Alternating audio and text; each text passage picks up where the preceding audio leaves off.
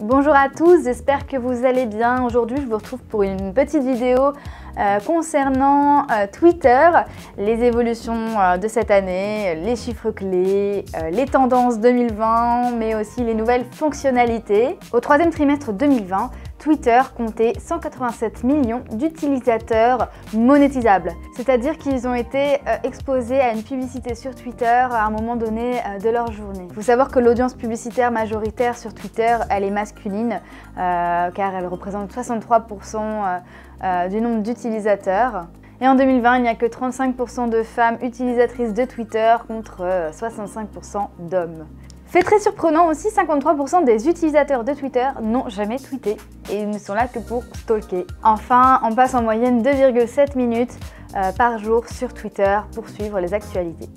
Twitter est un réseau social par excellence, mais surtout un outil de veille. C'est devenu vraiment un moyen de s'informer en temps réel sur l'actualité. Dans les fonctionnalités de 2020, on a déjà la première fonctionnalité qui est celle de bloquer des réponses. Grâce à cette fonctionnalité, maintenant les utilisateurs ont la possibilité de sélectionner les personnes qui peuvent répondre à leurs tweets. C'est un peu comme Facebook, vous pouvez choisir 3 types.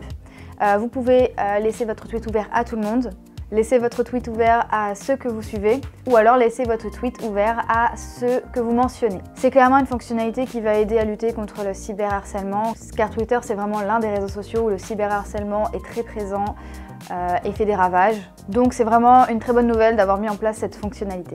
Deuxième fonctionnalité aussi qu'on a pu voir cette année, c'est l'option de masquage pour les mots et les hashtags, ce qui vous donne la possibilité en fait de masquer certains tweets qui contiennent tel ou tel mot que vous ne désirez pas voir dans votre feed. Donc c'est assez pratique pour filtrer en fait et personnaliser votre fil d'actualité sur Twitter. Et bien sûr, la dernière fonctionnalité que je vais aborder aujourd'hui, c'est les flits. Alors on les a vu apparaître il y a très peu de jours sur Twitter et ça y est, ça fait déjà beaucoup jaser. Certains pensent que c'est inutile et inapproprié par rapport à ce réseau social. Certains disent même que c'est un peu copier les autres réseaux sociaux et qu'au final tous se ressemblent. Et d'autres disent que ça va entraîner le duplicate content, c'est-à-dire que les personnes vont en fait reposter leurs tweets directement dans les stories et alors on s'en fout quoi. Le principe des flits, c'est simple, c'est comme les stories, c'est éphémère. C'est 20 secondes. Ça a été testé en début d'année au Brésil en version bêta avec plusieurs fonctionnalités, des stickers, etc. Maintenant on a la version pour Twitter France. Il n'y a pas encore toutes les fonctionnalités qui sont disponibles mais ça ne serait tardé.